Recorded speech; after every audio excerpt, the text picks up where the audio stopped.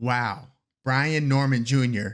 just knocked Jin Sasaki out in the fifth round in one of the knockout of the year candidates. It was a beautiful left hook. It was after a pretty one-sided fight. Like, Jin Sasaki was throwing hard punches, and he did hit Brian Norman with some punches, but this was a pretty one-sided fight.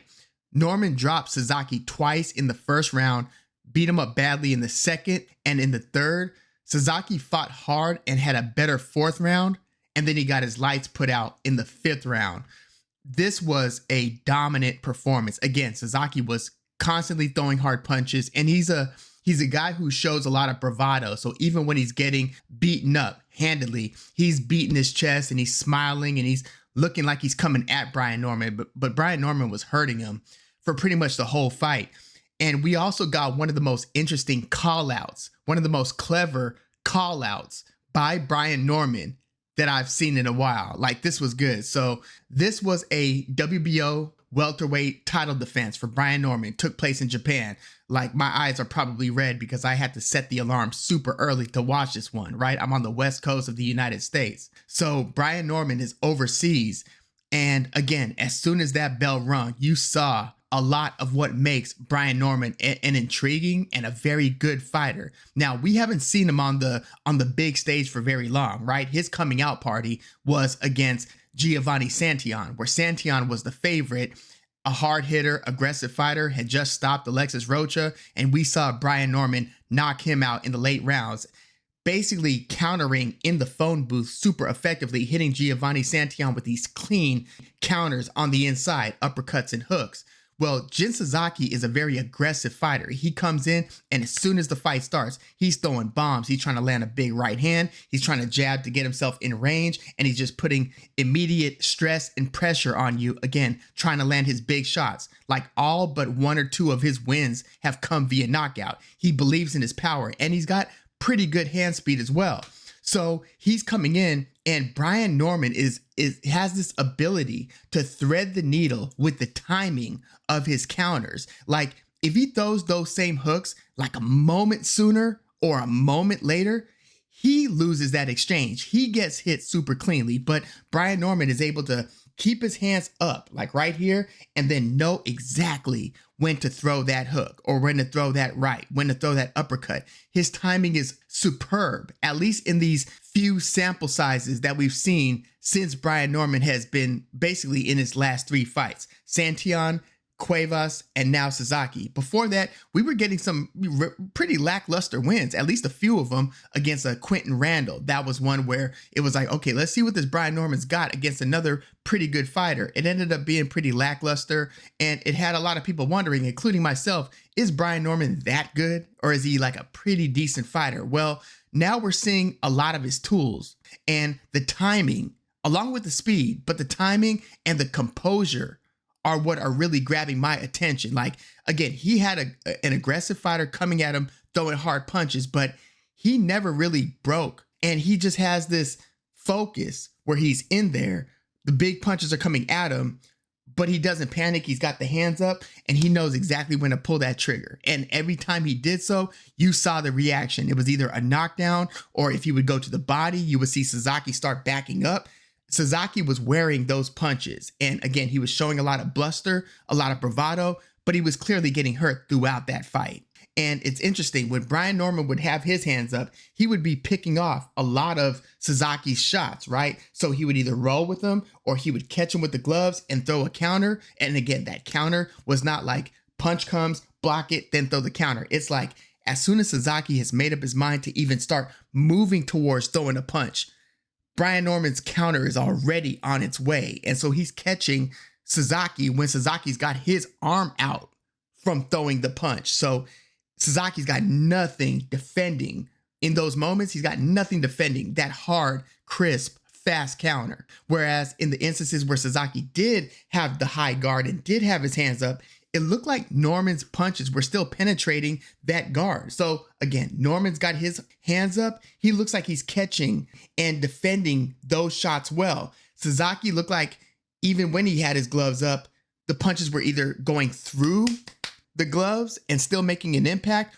or going around the glove and catching Sasaki, or going between the gloves and catching Sasaki. But he just had no defense, against Norman. And that was one of the concerns scouting report wise on Sasaki. Like, he doesn't defend himself well. He's aggressive. He throws hard punches, but he doesn't defend himself super well. And a lot of people knew that he was sparring with quality sparring partners. So we were wondering, okay, has he cleaned up some of his defense? But not in this case. He was, as I'm watching the fight, I'm thinking, like, Brian Norman looks like he's landing like 70% of these punches. I haven't seen the punch stats yet, but Brian Norman's connect percentage must have been outrageously high. So again, he makes pretty quick work of Sasaki. Super successful title defense. Again, that knockout punch was just a left hook that started low and it caught Sasaki super cleanly. His hands were down, as they were, in a lot of this fight. In a lot of Sasaki's fights, he drops his hands, but he caught him super cleanly. Sasaki goes back, falls flat on his back. I don't know how hard his head bounced against the mat, but it was one of those hushed tones, is he all right types of knockouts. Again, knockout of the year candidate. He was stretchered out of the ring. So yeah, this was a pretty devastating knockout. Pretty brilliant performance for Brian Norman. Again, we don't have all the answers in terms of how elite he might be, but in these last few fights, he's looking like he's got a lot of the goods. And Sasaki he's not a 5-star fighter, right? He's not somebody who we see as being elite. Most people didn't even really know about him. He had one loss to Andy Hiraoka, who's got a couple good wins, including a recent knockout over Ishmael Barroso. But Sasaki isn't seen to be an elite guy. He's young, and it's like, okay, well, he's doing really well regionally. How good can he do on the world stage? Well, he's got to clean up that defense in order to have success there. But you get tested when you're a young fighter like Brian Norman, or a young champion like Brian Norman, and you're fighting these different styles of fighters. And maybe it's the back foot guy who's a good defender, who's a sweet scientist. Maybe he's the one that you run into problems with. Maybe you do get blasted out by somebody like Sasaki. Again, it's different styles, different fighters. And Brian Norman just passed this test with flying colors. Again, not enough can be said about the timing of his counters and how cool of a head he keeps in there. So he obliterates Jin Sasaki, and then he has the post-fight interview. And after kind of, just talking himself up a little bit and saying, this is what I prepared for any style. I can get rugged. I can box. I can do this. Or I can do that. I'm a very versatile fighter. Then he's asked the question, well, maybe you can't disclose everything, but what's next for you?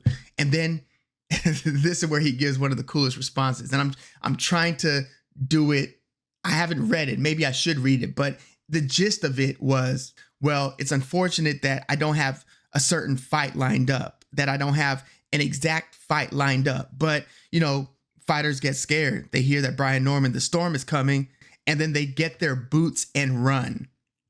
Clear shot at Boots Ennis. I love the wording in that. Like, I don't know if that was ghost written. It was prepared, obviously, but that was a smooth line, because the perception over the past 6 to 12 months has been that it's Sasaki who is avoiding a fight with Boots Ennis. It looked like Eddie Hearn was, making an offer, and they were talking about making a fight last year, towards the end of last year.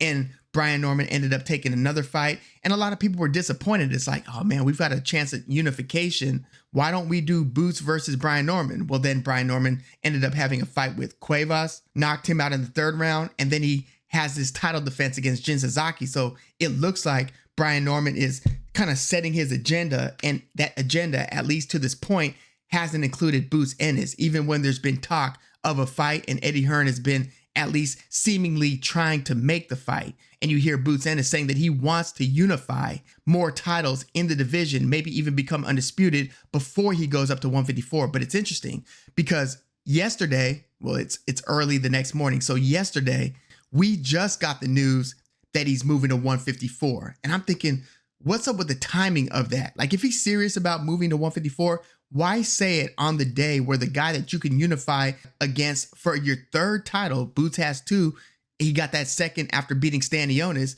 you've got a chance at a 3rd title. Why announce the day that Brian Norman is about to fight the very next morning? Why announce the evening before that you're going up to 154? Is that a negotiating ploy? Is that a way of getting out of the fight? I hope that it's a way to get Brian Norman back to the table so they could work out the details of a Boots Ennis versus Brian Norman fight.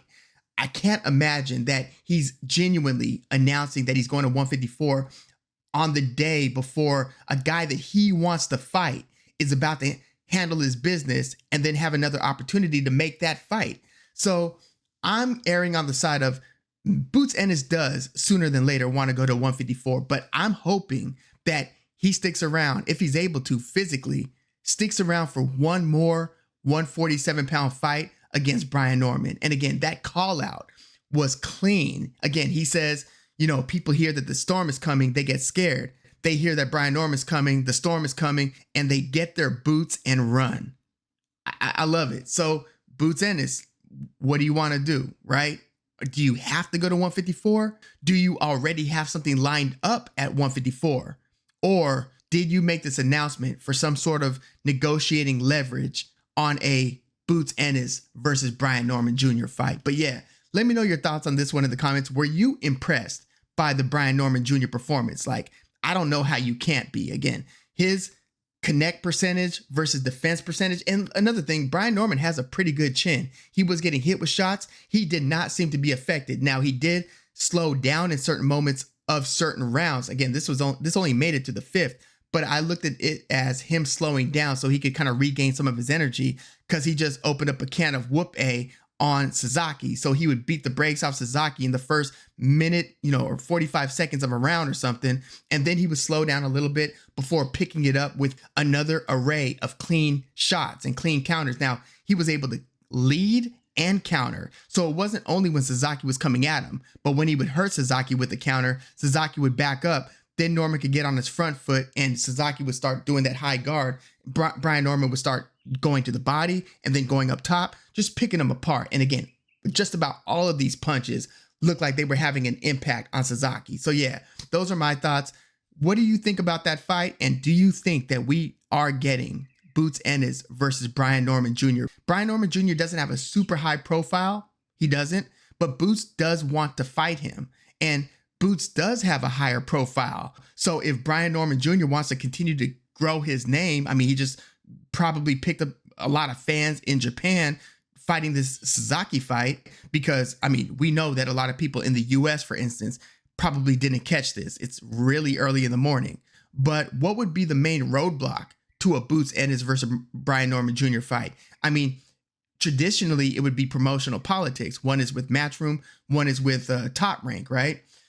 But when Turkey's involved, if Turkey wants to get involved in a Boots Ennis versus Brian Norman Jr. fight, then we know that it could happen. It doesn't even have to be, they don't even have to be headlining the card. They could be like the co-main event or something like that. But do you think that we're getting it? Let me know your thoughts on all this in the comments. Like the video, subscribe to the channel if you are into the fight talk. I'm Woog. Thanks for tuning in.